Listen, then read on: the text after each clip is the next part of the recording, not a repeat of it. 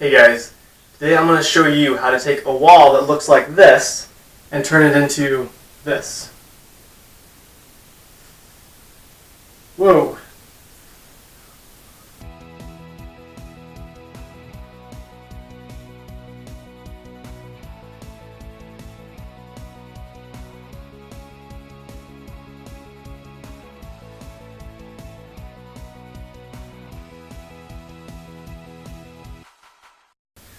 Now there's a few things you're going to need for this project. You're going to need a drill and screws to put together the frame that we're going to build. You're also going to need a hammer and finishing nails, usually ones that are about 1 inch to 1.5 inches in order to actually attach the finishing panel onto the frame. And then you're also going to need a chop saw or even a regular hand saw to be able to cut the frame itself. Other things that you'll need is going to be a finishing putty for once you've tacked the finishing nails in. And then you're also going to need a top trim piece in order to fit on top of the wall so you can have some place to set things on and make it look finished. The things I'm using today are going to be two 10-foot 2x4s. I'm also going to use two 8-foot 2x4s. And then I've got some wainscoting, which you can get any Home Depot. They usually come in little narrow 18-inch strips, and you can get them anywhere from 32 to 36 inches long all the way up to about 8 feet long. So we're going to use that as well. And then I'm also going to use a trim piece, which you'll see later on that you can get whatever kind you want, for underneath the actual finishing shelf. And then you'll also need little thin trim pieces to go around the edges and around the base of this. So with that said, let's go ahead and get started. Okay, so the first thing you're going to want to do is measure your wall. You're going to want to get the length of it, and then if you have an idea of how tall you want the wall, you can go ahead and take that measurement just to get a good idea. Mine turned out to be about 96 inches long, and I decided to make the wall about 42 inches high. And I wrote down all the numbers so I wouldn't forget them. Now you can go ahead and cut your wood.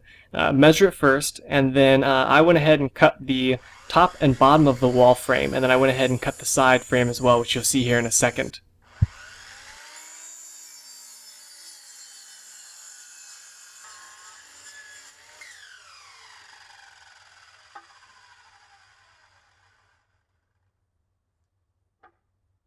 Once you have that done, you can go ahead and lay out your wall. I went ahead and set the long pieces out first, and then took the short pieces and slept next to it just to get a good idea of what the wall was going to look like.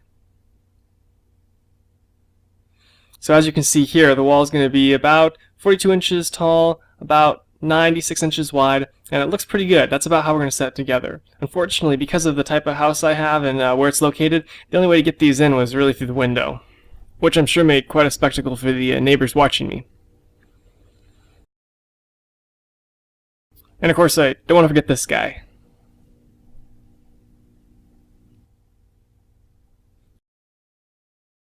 Once we have a good idea of how the wall is going to look like inside, we can go ahead and start to drill our holes for the screws to put it together.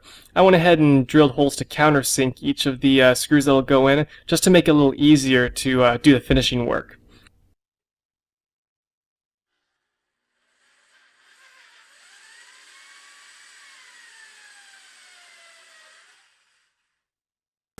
Okay, so now that I have the frame built and that we have it up against the wall, now what I'm going to go ahead and do is measure out from the corners and make sure that this thing is away from the wall, a certain set distance from the corners. And that way when we put all the trim pieces on, it's all even. Now, if you notice, it doesn't look too pretty right now, but we're going to be putting the wainscoting right over this. The proper way to do this would actually be to get really very thin plywood and put it over the top, and then put your wainscoting over that. Because this isn't a structural wall and it's simply for decoration, and there's actually going to be a whole lot of stuff in front of it, I'm going to go ahead and just put the wainscoting right on it and call it good. So we'll go ahead and measure this, and I'm going to put in 4 screws into the wall just to hold it here temporarily, and then we'll go ahead and start doing the rest of this, the top piece here for the shelf and everything. So, okay, let's start on that. Now if you find that you're having trouble getting the wall to line up correctly, you can just tap on it with a hammer and keep doing the remeasurements to make sure that it's away from the wall, the set distance that you want it to be. I also went ahead and used the level just to make sure that the wall was going to be straight up and down so it wouldn't look crooked once we got it screwed in.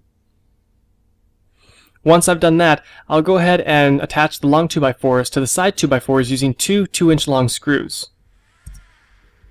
Now at this point you can go ahead and just use the drill, put in those 2-inch long screws into the wall, and that'll just help keep it there so that if we're bumping up against it, there won't be any movement. The next order of business will be to remeasure for our top trim piece and cut that on the chop saw as well. You can see here that I'm using a 6-inch piece of trim piece that you typically use for actually around windows. Once we have that all set into place, go ahead and use 1.5-inch long finishing nails to keep it in place. You can see here that I'm going to place about 8 of them along the length of this board. Now you also want to countersink these nails for a cleaner finish, so I went ahead and used these spring tools, which work pretty good for doing that. The next order of business is going to be to remeasure our wall so that the wainscoting will fall below the top surface of the carpet. Once we've done that, we can go ahead and now cut our wainscoting. I did it all at once just to save a little time. Now we can go ahead and place our wainscoting. The first piece is the most important piece, so you'll want to use a level to actually make sure that it's straight up and down. Once you've done that, you can go ahead and tack it in place with a nail gun. Once the first piece is in place, all of the rest fits together, and it's pretty easy to just put it up and tack it in. Even though I sped it up here, it actually took me about 5 minutes to finish tacking up the rest of these wainscoting pieces. When you get to the end, just go ahead and measure how long you have left to complete the wainscoting, and then just trim that piece off the board like you see here to make it complete.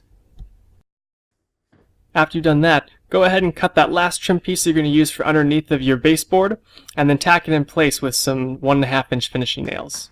As before, go ahead and use a countersinker to sink the nails in. Once you've done that, add a little trim around the edges, and you're pretty much done with your false wainscoting wall.